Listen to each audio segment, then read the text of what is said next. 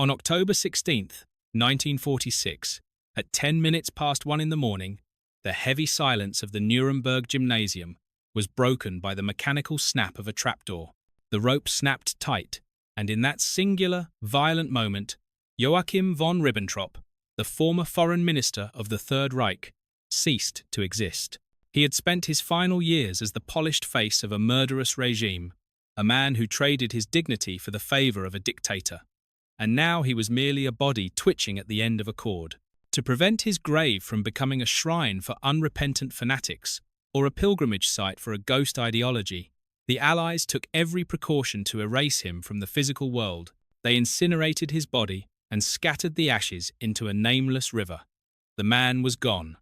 The physical trace was scrubbed from the earth. Justice, in its most theatrical and final form, seemed to have been absolute. The gallows had spoken, the ash had drifted away, and the world was told that the account was settled. But history is rarely so clean, and justice is often more of a performance than a permanent resolution. While the man himself was reduced to grey dust and forgotten water, the architecture of the life he had built remained terrifyingly, stubbornly intact. The shadow of the Ribbentrop name did not vanish with the smoke of the crematorium. Instead, it lengthened across the fractured landscape of post-war Europe. As the embers of the war cooled, a strange and unsettling reality began to emerge. The high-ranking officials of the Nazi state had been executed, but the social, financial, and psychological structures that had birthed them remained rooted in the soil. The world wanted to believe that the evil had been excised with the hangman's noose, yet the roots of that evil were entwined with the very foundations of European industry and high society. The tragedy had ended for the victims, but for the survivors of the inner circle, a new and different chapter was beginning, one of endurance, wealth, and a refusal to forget. In the immediate aftermath of this global catastrophe, while the cities of Germany lay in skeletal ruins and millions of displaced souls wandered the roads in search of a crust of bread, Annelies von Ribbentrop, the widow, did not stand in a breadline. She did not know the gnawing hunger of the refugee or the desperate cold of the bombed-out cellar. Instead, she stood on a foundation of champagne. Annelies was not merely a politician's wife. She was a Henkel, the heiress to a sparkling wine empire that had been established in 1832. Her family's fortune was built on the effervescence of the elite, a luxury brand that had thrived long before the swastika was ever hoisted over the Reichstag. This was the great, echoing paradox of the post-war purge. The Allied tribunals could hang a husband for crimes against peace, for the conspiracy to wage aggressive war, and for the deaths of millions. But the legal frameworks of the Western world could not touch a wife's private inheritance. Capital, it seemed, possessed a sanctity that human life did not. She walked out of the internment camp, where she had been briefly held not with the humility of a woman whose world had collapsed in shame, but with a cold, aristocratic defiance that would span the next 3 decades. Annelies did not retreat into the quiet, shadowed mourning that society expected of a war criminal's widow. She did not seek anonymity or offer a whispered plea for forgiveness. Instead, she weaponized her grief and her status. She viewed the execution of her husband not as a just punishment, but as a judicial murder, a betrayal of the social order she believed they represented. From 1953 until 1975, she transformed her resentment into a literary crusade, publishing 4 voluminous books. These were thousands of pages of dense, defensive prose, written not to apologize for the horrors the world had witnessed, but to accuse the world of failing to understand her husband's noble intentions. In her writings, the reality of the Holocaust and the scorched earth of the Eastern Front were sidelined in favor of a sanitized narrative. She argued with a chilling conviction that Joachim von Ribbentrop was a man of peace, a misunderstood diplomat who had merely tried to secure Germany's place in the sun. She went further, performing a psychological inversion that was as brilliant as it was monstrous. She cast the blame for the war's ultimate disaster upon the German resistance itself. In her eyes, the true criminals were not the men who signed the orders for the camps or planned the invasions of sovereign nations, but the traitors who had tried to stop Hitler. She portrayed her husband as a victim of circumstances and a martyr to a lost cause. When she died in 1973, she was wealthy, unrepentant, and utterly convinced of her own victimhood. She had lived a life of luxury in a house built on the profits of the Henkel Empire, proving that, for those with enough silver, the stain of blood can be ignored. Then there was the son, Rudolf von Ribbentrop, who carried a burden far heavier than the ink and paper of his mother's memoirs. Rudolf was not a mere bystander to his father's career. He was a participant in the machinery of the regime's violence. In 1941, driven by a cocktail of youthful fervour and ideological commitment, he had bypassed the regular army to volunteer for the Waffen-SS, the ideological spearhead and the most brutal arm of the Nazi military. He was not a desk soldier. He fought on the jagged edges of the Eastern Front, surviving the meat grinder battles that consumed millions. He was wounded 5 times, his body a map of the war's physical toll, and he wore the Knight's Cross around his neck, a testament to his bravery in the service of a genocidal cause. He was a true believer who had bled for the vision his father helped negotiate into existence. When the war ended and the reckoning began, the shadow of a specific, dark crime hung over Rudolf. Allied investigators were not just interested in his SS rank. They accused him of shooting 2 Canadian prisoners of war during an interrogation in the chaotic days following the Normandy landings. It was a charge of murder, cold and direct, separate from the grand geopolitical crimes of his father. For 3 years, Rudolf waited in custody, the weight of the evidence pressing against his future. The gallows that had taken his father seemed to be waiting for him as well, a family legacy of hemp and wood. But the fog of war is thick and disorienting.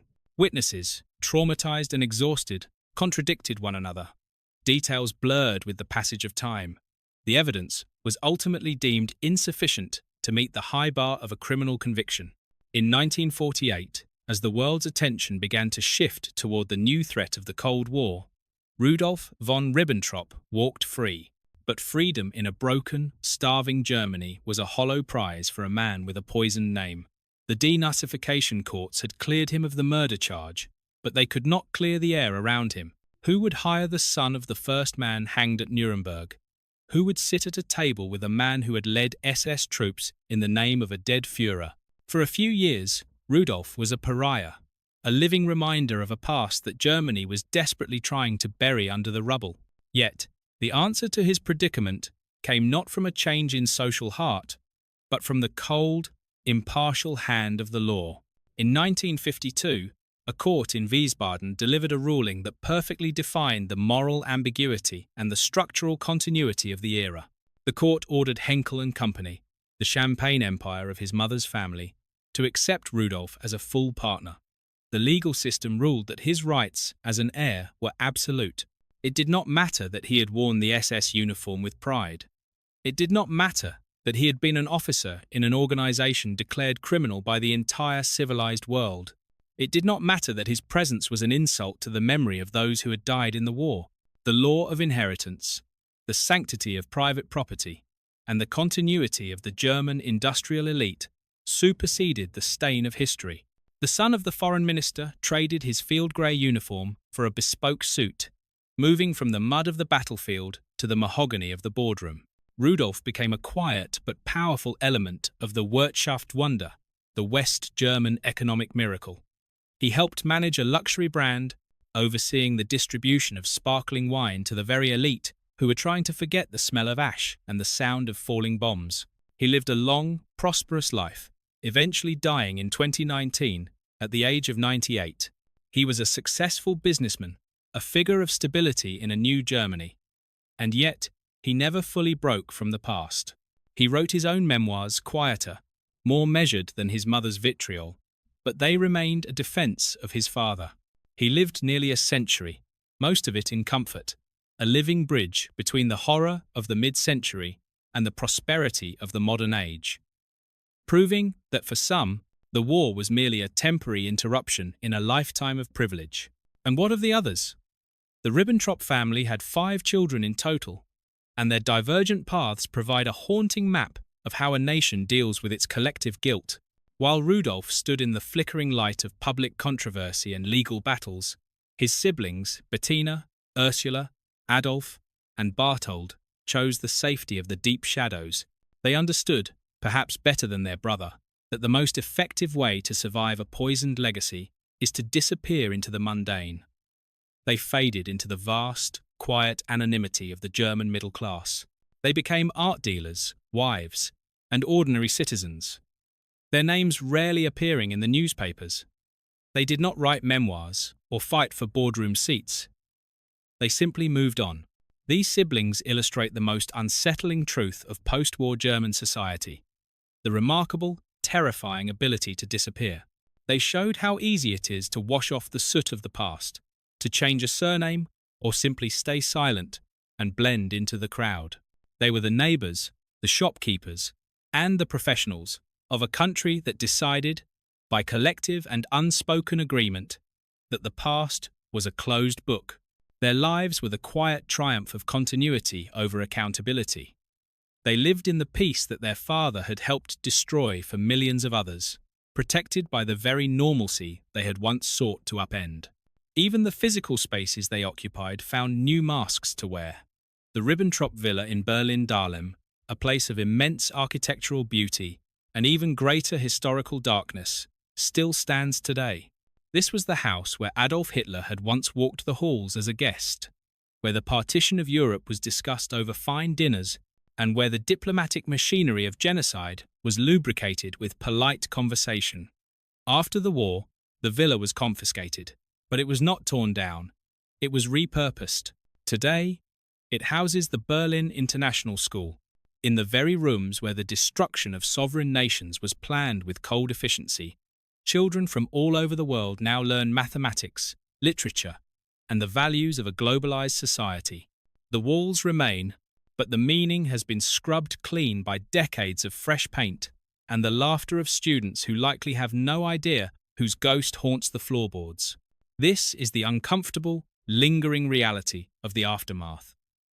The Nuremberg trials were a necessary theatre, a vital performance of justice that the world required to move forward. The execution of the leaders provided a sense of closure, a televised ending to a nightmare, but for the families of those leaders, for the massive fortunes they amassed, and for the deep-seated structures that supported the regime, there was no execution. There was no clean break. There was only continuity, disguised as recovery. The high-level criminals were hanged, but the world they built, the networks of money, the legal protections of the elite, and the psychological refusal to admit fault stayed firmly in place. The father became ash in a nameless river, a ghost of history intended to be forgotten. But the mother kept the fortune, using it to fund a decades-long campaign of denial. The son kept his freedom and his status, becoming a captain of industry in the new world. And through it all, the champagne continued to flow, cold and sparkling, served at the tables of those who had survived. It served as a silent toast to a world that had decided it was time to move on, to rebuild, and to enjoy the fruits of a new era, even if it meant leaving the pursuit of true justice behind in the ruins. The story of the Ribbentrops is not a story of a family that fell, but of a family that, against every moral logic, managed to stay upright while the rest of the world burned. Would you like me to analyze the specific legal precedents that allowed the Henkel fortune to remain untouched during denazification?